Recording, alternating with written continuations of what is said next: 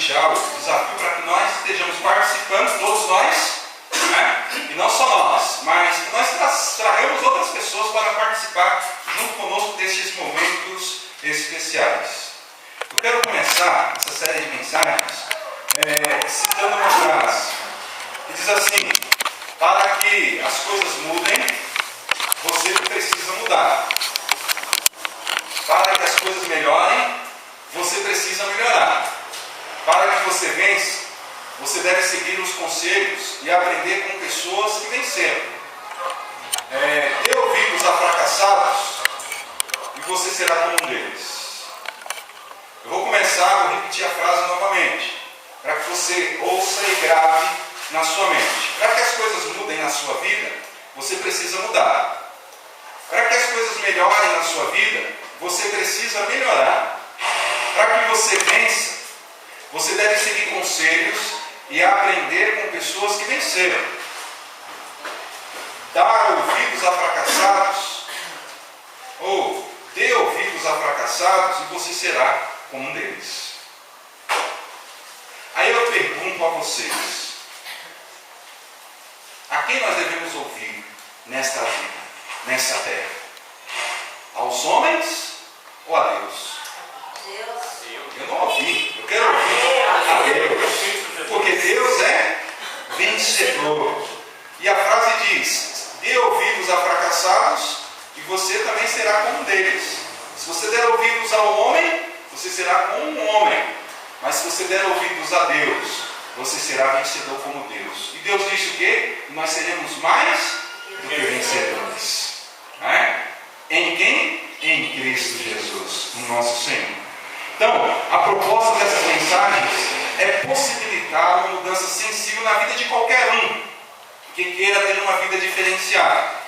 E a palavra-chave, irmãos, para que as coisas mudem nas nossas vidas, as coisas melhorem nas nossas vidas, a gente alcance a vitória que tanto desejamos, a palavra-chave é a fé.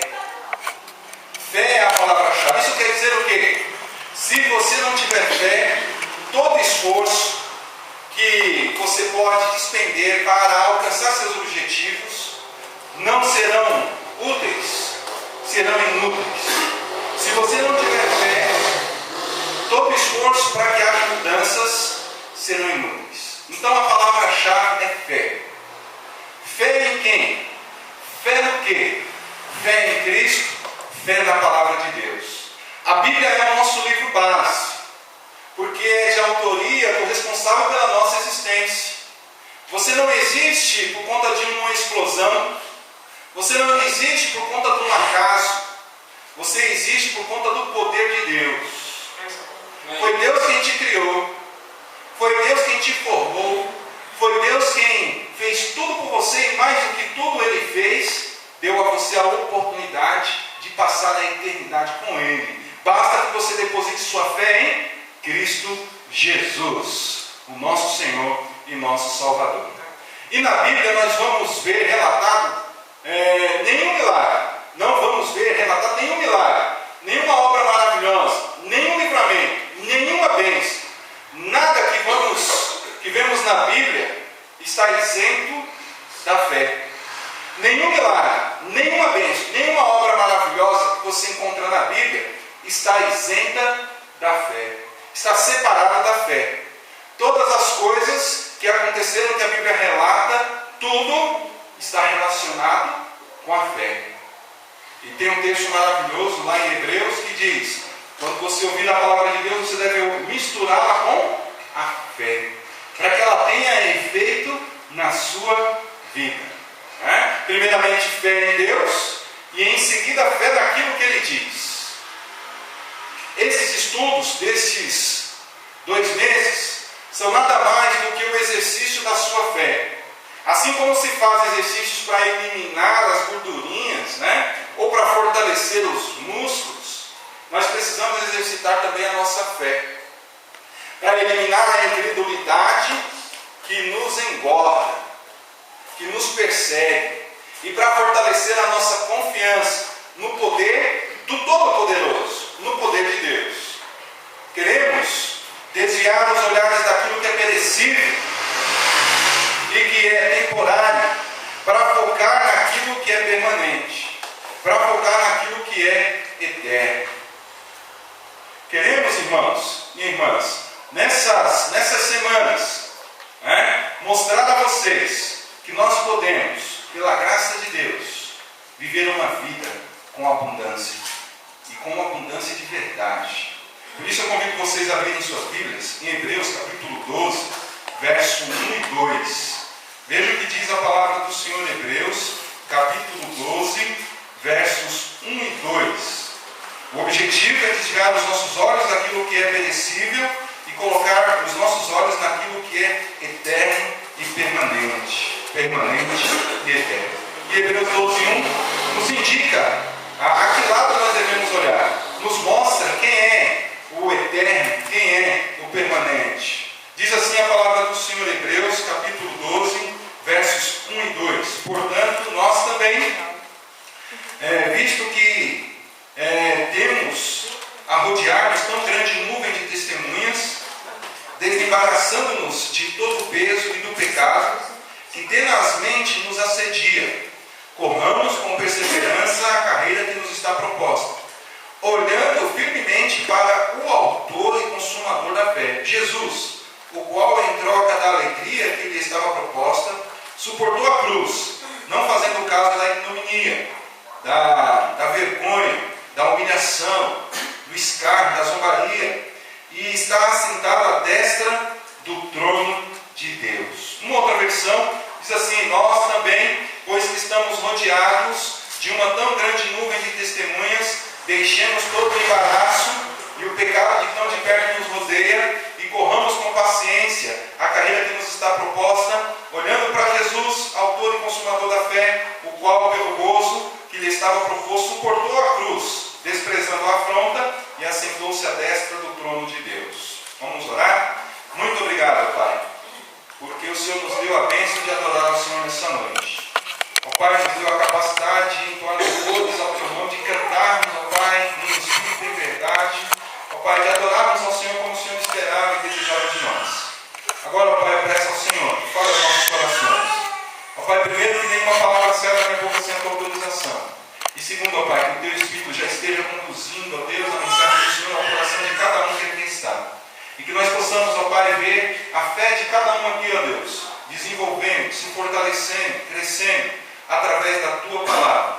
Para que nós possamos, ó Pai, encarar as lutas das nossas vidas.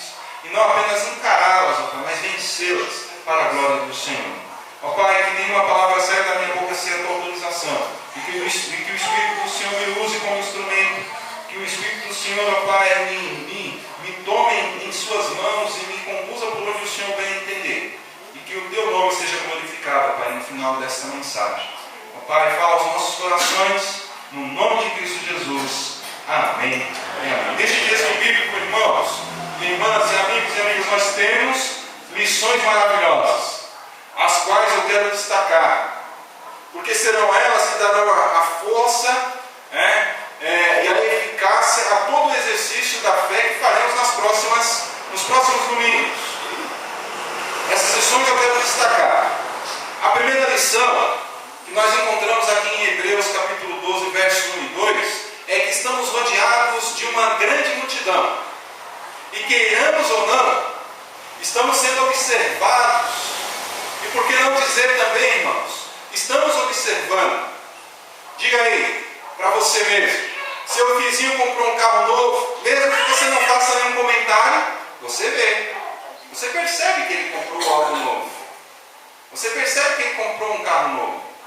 Você percebeu. Mesmo que você não tenha comentado, e mesmo que você tenha sentido alegria pelo fato de ele ter conquistado algo maravilhoso. Mas você viu. Você percebeu. Seu colega chegou com uma roupa diferente ou nova lá na escola, ou na faculdade, ou onde você está. Será que você não viu? Viu? Nós percebemos. Nós não somos diferentes. Quando se trata da gente, se compramos um carro novo, se vendemos um carro, todo mundo vai comentar. E assim por diante. Portanto, a afirmação bíblica é correta. Estamos sim rodeados de uma multidão de observadores. são bondosos, porque se alegram com o nosso crescimento. Infelizmente, alguns são maldosos, que invejam a nossa vitória, que querem ver a gente na lama, não querem ver a gente crescendo. Então, essa é a primeira lição que nós precisamos aprender. Estamos rodeados de uma tão grande multidão de testemunhas. A segunda lição são atitudes práticas que não podemos negligenciar. Se queremos ter uma vida vitoriosa, uma vida que prospera, uma vida com abundância, e que o mais rápido possível nós devemos aplicar atitudes práticas que não podemos negligenciar e que o mais rápido possível nós devemos pôr em prática. E a primeira atitude é deixemos todo o embaraço. Em outras palavras, devemos deixar de ser enrolados. O que nos torna enrolados é a dúvida. Será que é bom? Será que não é bom? Quero ou não quero? E quando eu caio nessa armadilha de Satanás da dúvida, eu peco. Eu peco porque vou sempre escolher aquilo que é ruim para mim. Filtrando ainda mais a expressão, deixemos de indecisão. Deixemos de indecisão. A Bíblia ensina duas respostas para todas as coisas. É sim e não. Porque o que passa disso é do maligno. É para a nossa destruição. Se você nessa noite está ouvindo a palavra de Deus e você ouviu bem claro Deus falando, olha, você quer ser salvo, é pela cruz. Você ouviu bem claro nessa noite que a glória do Senhor deve encher a sua vida. E sabe como a glória de Deus enche a sua vida? Através do amor de Cristo derramado no seu coração. E se você quer vivenciar este amor de Cristo derramado no seu coração, você precisa ir à cruz. Deus está falando claramente, você que ainda não tem Jesus Cristo como Senhor e Salvador, pela fé, deve aceitar Jesus como Salvador. Agora, se você fica na dúvida, você está embaraçado. Indeciso, você está embaraçado. E o que passa por sim e do não é o que? Para a nossa destruição, porque é do maligno. Então nessa noite, se Deus já falou ao seu coração, aceite Jesus Cristo como Senhor e Salvador da sua vida. Entregue a sua alma para que Ele venha enchê-la com a sua glória. Para que você possa, como as irmãs cantaram, o amor de Cristo, viver no céu. O crente vai viver no céu. Essa é a primeira atitude, deixar todo embaraço, deixar a dúvida, deixar a indecisão. E você deve aplicar já, imediatamente. A segunda atitude prática que não podemos negligenciar e devemos aplicar imediatamente é deixar o pecado que tão perto nos rodeia. A Bíblia diz que o salário do pecado é a morte. A Bíblia diz que todos nós somos pecadores. A Bíblia diz que o pecado nos afasta de Deus. A Bíblia diz que nós pecadores estamos condenados se nós não crermos em Cristo Jesus. João 1,16 diz, porque Deus amou o mundo de tal maneira que deu seu Filho unigênito para que todo aquele que nele crê não pereça. Mas em seguida ele diz, aquele que não crê já está condenado.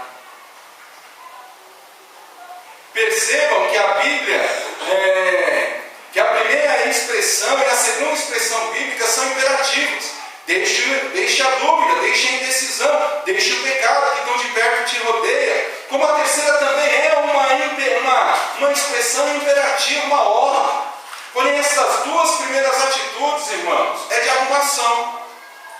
Você precisa arrumar a sua vida.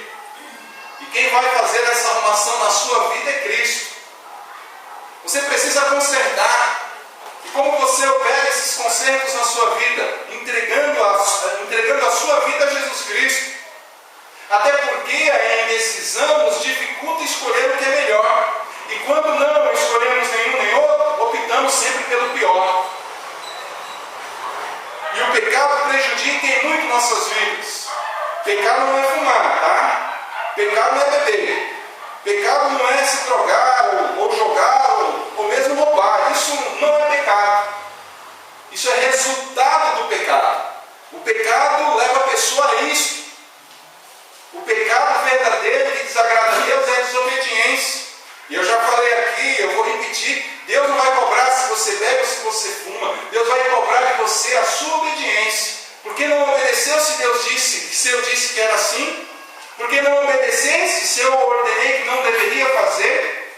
É a sua obediência. O pecado é a desobediência às regras e às leis naturais. O pecado é a desobediência às regras e às leis espirituais. Pecado é a desobediência às regras e às leis sociais e também às regras e às leis relacionais. É a desobediência a Deus, meu irmão e minha irmã. Foi isso que levou Adão e Eva para fora do jardim do Éden. Não foi o fato de eles terem comido o fruto apenas, mas foi o fato de eles terem desobedecido a ordem de não comer o fruto. Porque eles poderiam comer de todos, mas daquele fruto eles não poderiam comer. Mas pelo fato de eles desobedecerem a ordem de Deus, as regras de Deus, as leis de Deus, foram condenados a saírem do jardim do Éden. Esta é a segunda atitude que você deve tomar: deixar o pecado que tão de perto te rodeia. E a terceira atitude é correr com paciência a carreira que está proposta para você. Na vida, temos sempre duas escolhas. Sempre. Exemplos: dia e noite, homem e mulher, vida ou morte, céu ou inferno, alegria ou tristeza. Não existe meia-grade. Ou está, ou não está. E a vida sempre vai nos colocar numa encruzilhada, em que há dois caminhos. Um caminho estreito que nos conduz para a vida eterna, e um caminho largo que nos conduz para a perdição eterna. Um caminho fácil e outro caminho difícil. O fácil ou o largo tem como fim a morte, e o difícil ou o estreito tem como fim a vida. E o conselho de Deus, olha só Deus mais uma vez falando para mim e para você. Ele diz: escolha, pois, o estreito que leva para a vida. E não para uma vida comum, mas para uma vida eterna, lá nos céus. Uma vida eterna comigo. Uma vida eterna desfrutando da minha glória. Uma vida eterna desfrutando dos céus. A decisão será sempre sua. E é intransferível. Eu não posso tomar essa decisão de escolher um caminho estreito para ir ao céu pelo meu filho. Ele não pode tomar por mim. Sou eu e Deus. É ele e Deus. Isso quer dizer, é você e Deus. E Deus nessa noite está dizendo a você: escolha o caminho estreito que te conduz para a vida eterna. Faça a escolha certa nessa noite. Entrar pelo caminho estreito, que é o caminho chamado Jesus Cristo. Amém? Aceite Cristo como Senhor e Salvador. A terceira lição, irmãos, que nós temos, onde nós devemos fixar nossos olhos. Onde nós devemos fixar os nossos olhos. Para que possamos caminhar em direção das soluções que buscamos e que queremos, podemos olhar para várias direções. Eu já falei isso aqui, mas eu vou falar novamente porque tem pessoas que não ouviram. Nós podemos olhar para várias direções. Primeira direção que nós podemos olhar: podemos conduzir as nossas vidas para o futuro, olhando sempre para trás, para o passado. Já viu alguém que anda olhando para o passado chegar em algum lugar? Eu já vi tropeçando e caindo, mas nunca chega a lugar nenhum. Quem anda olhando para o passado não alcança o alvo, não atinge o objetivo. Essa é a primeira direção que nós podemos olhar. Viver a nossa vida para o que aconteceu lá atrás e esquecermos que nós temos algo glorioso lá na frente. A segunda direção que nós podemos olhar, ser pegos olhando para os lados. E de tão preocupado com os outros, de tão preocupado com as outras pessoas, aquele que olha para o lado se esquece de viver a sua própria vida. E ninguém que vive a vida do outro pode chegar a algum lugar. Se eu estou preocupado com o meu vizinho, eu nunca vou chegar a lugar nenhum, porque eu estou preocupado com o meu vizinho. A terceira direção que nós podemos olhar, irmãos, é olhar para baixo.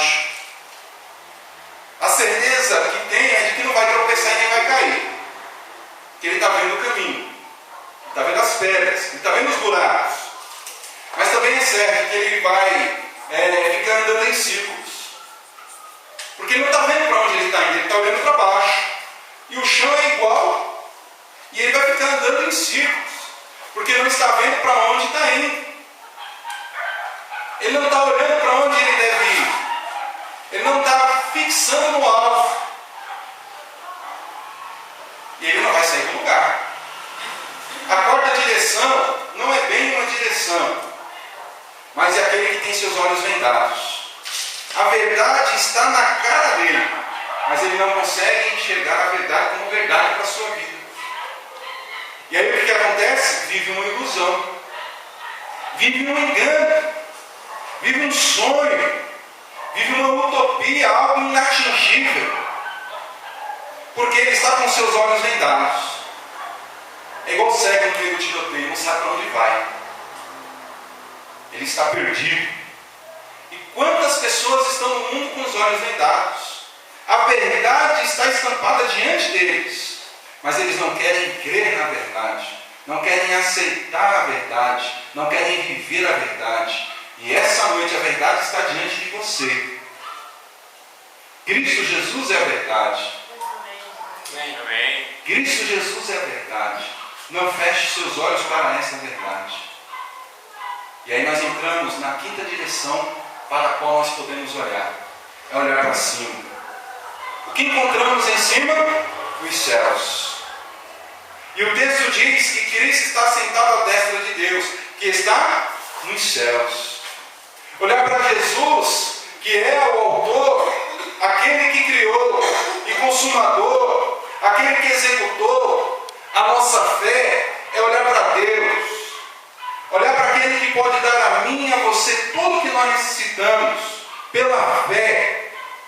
Tudo aquilo que pode vir para adorá-lo nas nossas vidas, Ele pode nos conceder.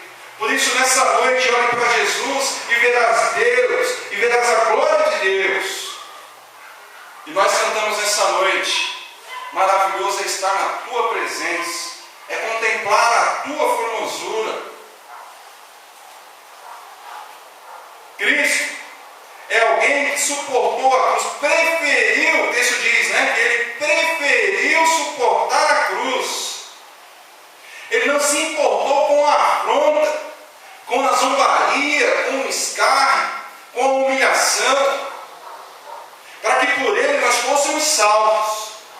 Primeiramente, da condenação que é estar no inferno, longe por toda a eternidade do Deus eterno. Depois nos salvar diariamente do mal que nos persegue, querendo destruir nossas vidas, querendo roubar nossa felicidade, querendo matar nossa esperança. E quando nós olhamos para o céu, nós não vemos tristeza. Quando nós olhamos para o céu, nós não vemos problemas. Quando nós olhamos para o céu, nós não vemos angústia. Quando nós olhamos para o céu, nós não vemos nada disso, porque no céu não tem nada disso. No céu é alegria, no céu é paz, no céu é regozijo, no céu é vida. Por isso que quando nós olhamos para Jesus, nós temos vida, nós temos alegria, nós temos paz, mesmo em meio à tempestade. E aí vem na minha mente, não é? Lembram dos discípulos no meio do rio, do mar, e a tempestade ali, pegando fogo, e os homens desesperados, puxando corda para cá, jogando coisa para lá, e Cristo dormindo, e eles admiraram, porque Cristo estava dormindo, e eles foram até Jesus e disseram a Jesus: Jesus, não se digitar que morramos. E aí Jesus calmamente se levanta. Eu fico imaginando a cena. Jesus estava dormindo, então ele estava, vamos dizer assim, com remelas nos olhos, né? Ele estava com a cara amassada, e aí ele foi até lá o local onde ele se lavou o rosto, e a tempestade pegando fogo. Lavou os olhos, e os homens desesperados por conta da tempestade. E aí Jesus chegou à tempestade e disse: cala-te, aquieta-te. E o mar parou com a sua agitação, e o vento acalmou. Veio a bonança. E os homens admiraram: quem é este que até os céus e o mar lhe obedecem?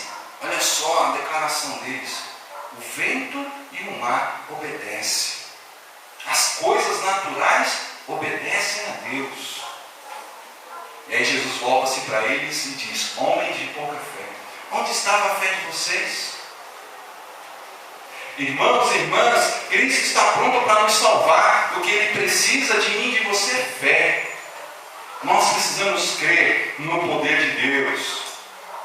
Porque o inimigo das nossas almas quer destruir nossas vidas, quer roubar nossa felicidade, quer matar nossa esperança. Por isso, nessa noite, olhemos para Jesus, o autor e consumador da nossa fé.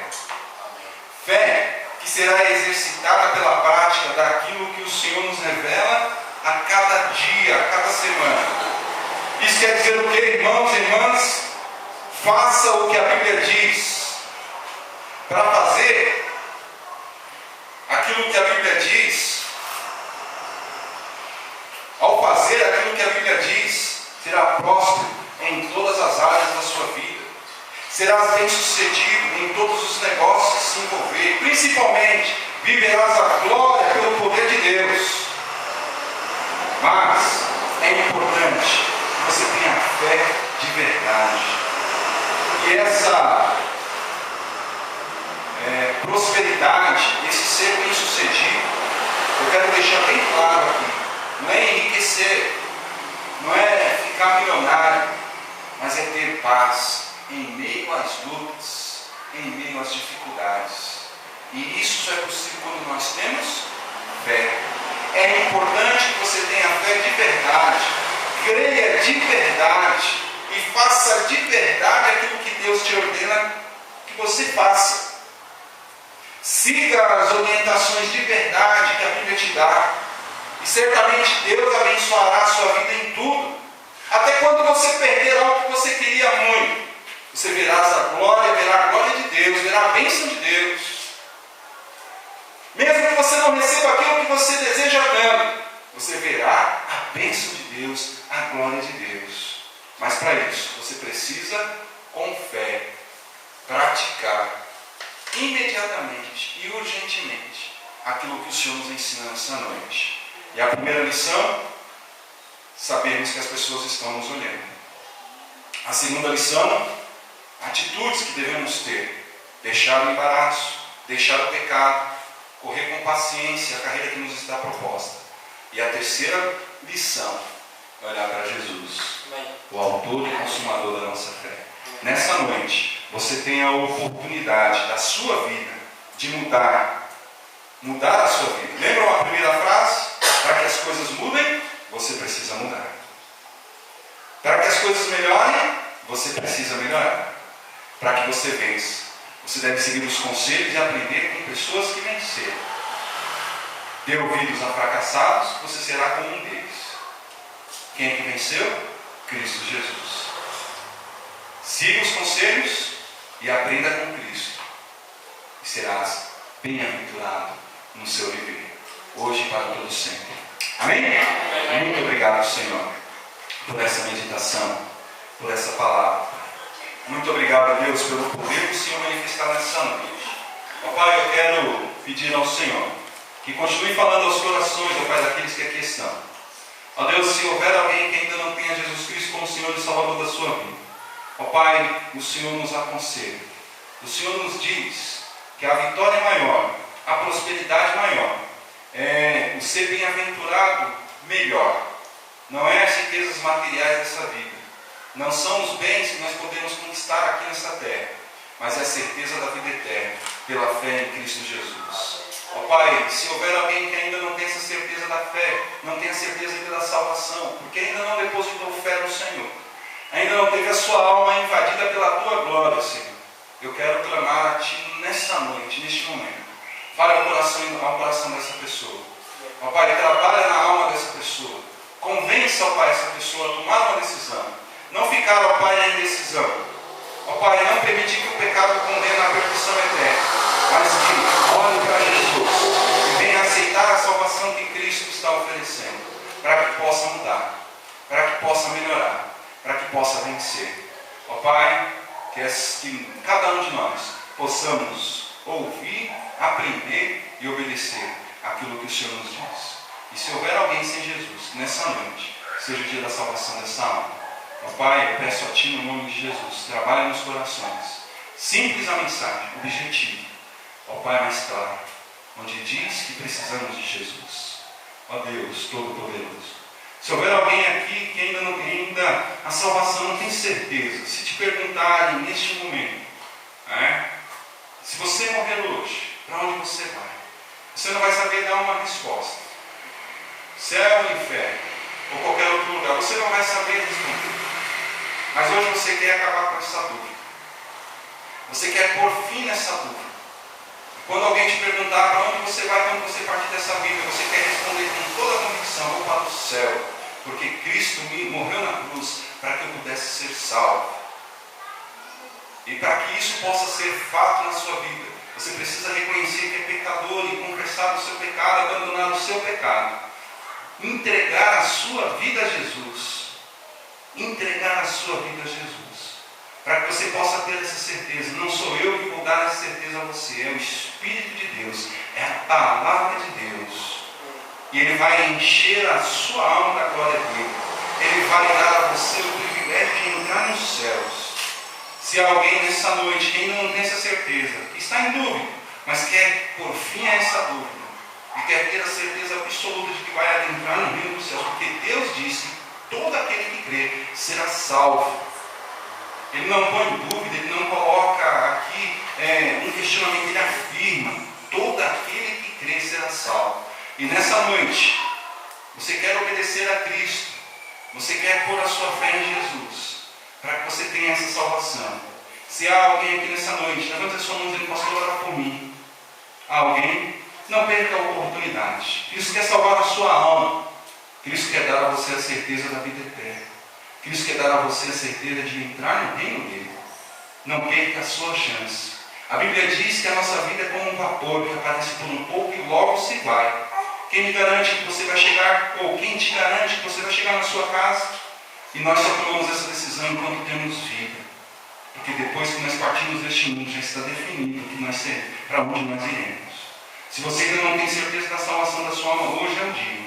Agora é a hora. Porque amanhã não nos pertence, não sabemos. E hoje você tem certeza que pode dar uma resposta. Não fique em dúvidas. Tome uma decisão. Alguém, levante a sua mão dizendo: pastor, ora por mim. Eu aceito essa mensagem, eu aceito o conselho de Deus. Eu quero receber, aceitar Jesus Cristo, porque eu sei que sou pecador. E meu pecado me condena à perdição eterna. Eu quero me livrar desse pecado. Alguém, eu quero orar por você. Alguém? Não perca a sua chance, a sua oportunidade. Alguém? Muito obrigado, Deus, por essa noite. Ó Pai, a palavra foi pregada através do cantar, através do orar, através da exposição da Tua palavra. Agora, ó Pai, está a cargo de cada um aqui. Se houver alguém sem Jesus, que ainda não tem a certeza da salvação da sua vida, e sair daqui, ó Pai, sem essa certeza ainda, ó Deus, eu clamo a Ti no nome de Jesus. Trabalha no coração dessa vida, dessa alma, para que tome uma decisão quanto antes.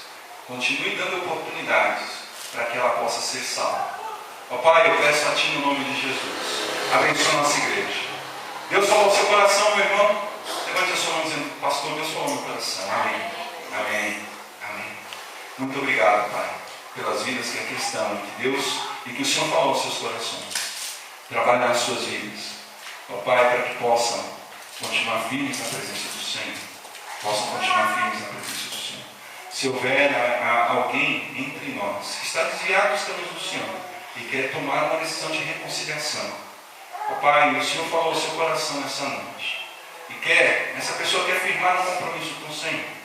Ó Pai, fala ao seu coração para tomar uma decisão nesse sentido. Alguém nesse sentido, nessa condição, desviou-se do Senhor um dia e hoje quer voltar, está firme na presença do Senhor. Alguém? Não é esse som. Não? Ó Deus, abençoa a nossa igreja. Que nós possamos contemplar a Tua glória. Porque maravilhoso é o Senhor. No nome de nosso Senhor e Salvador, Pai, eu peço a Ti, nos leve em paz os nossos lares. E livra-nos do mal, para a glória do Senhor e o louvor do Teu nome. No nome de Jesus.